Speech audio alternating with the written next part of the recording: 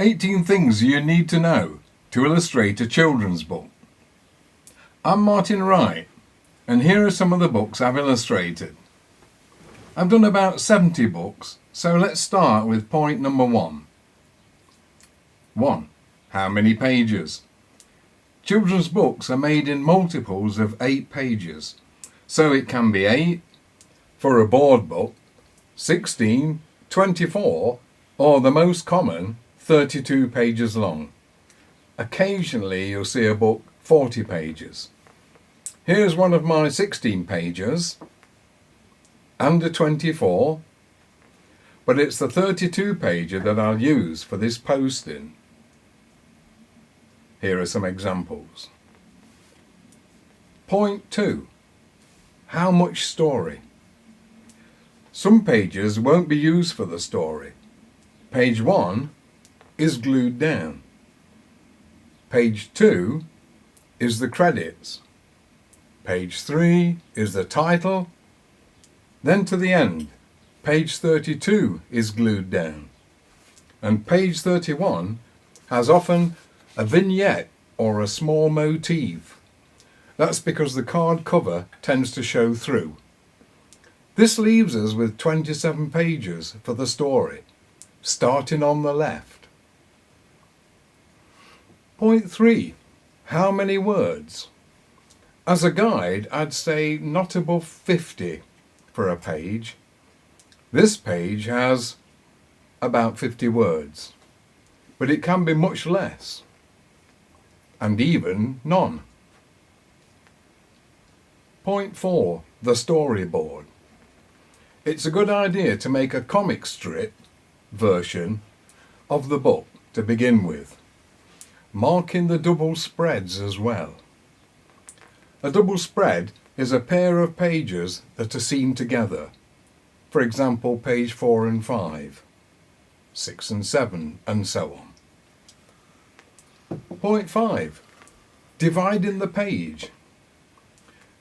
Each page can have illustrations in several ways.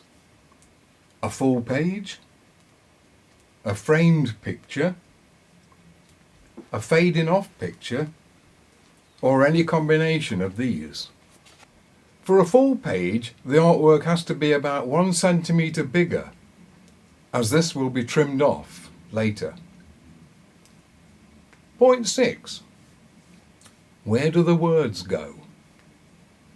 These can go below the picture, near the picture, or on the picture.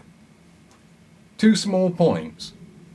If a picture shows a sudden surprise in the story, it goes on the left, so that it's seen when the page is turned.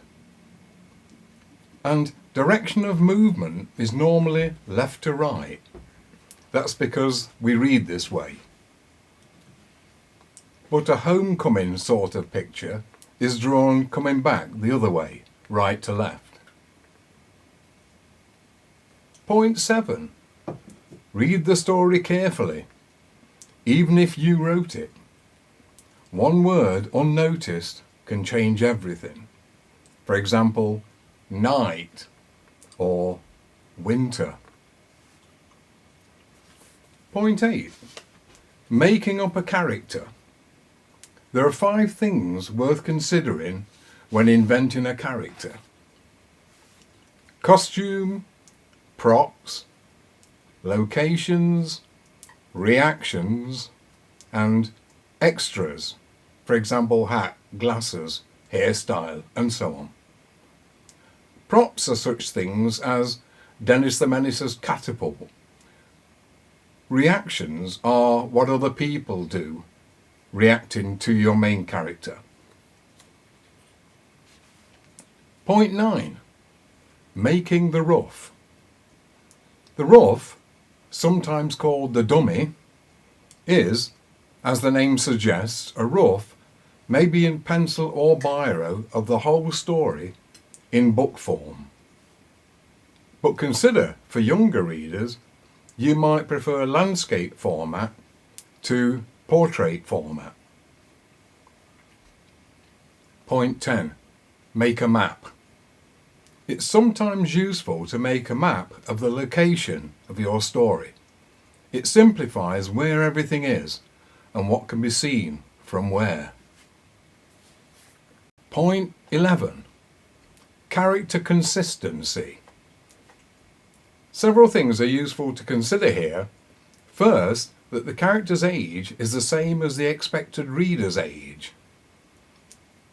Then, that the character stays the same age throughout. This usually goes wrong with the proportions of arms and legs to the body and the size of the head. You can also practice the main character's heads from different angles and with different expressions. Point 12. Final artwork. Before starting this, have the story approved by the writer. Changes might be asked for. It's easy to change anything at the rough stage.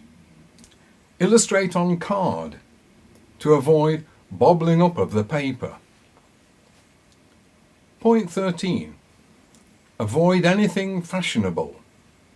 Books can take about 9 months to be ready for sale, and so some big thing when you started to do it can be totally old hat when the book is published.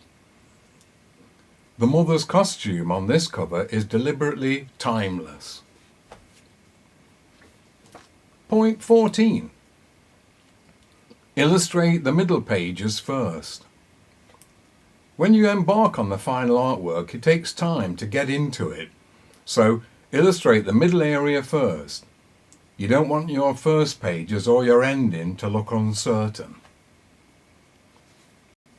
Point 15. Necessary colours first. When you colour a page, begin with all the things that have a set colour. Grass, blue sky, etc.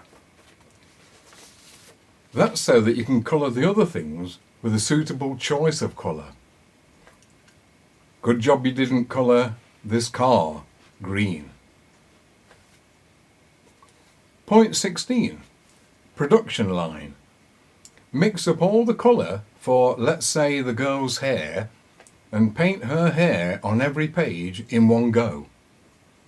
This keeps all the colours constant and saves you a lot of time. Point 17. Display the pages. Put the finished pages in a book of plastic sleeves, in sequence, with the text on the outside of each sleeve, in the place you want it to be printed. On the back of each page, put the title and page number in pencil. Last point, 18. Comments here. If there's anything you'd like to ask, leave it in the comment box, and I'll hope to answer it as soon as I can. You may also want to know about submitting to editors, contracts, etc. If so, let me know. And remember, I had no training at all. Good luck.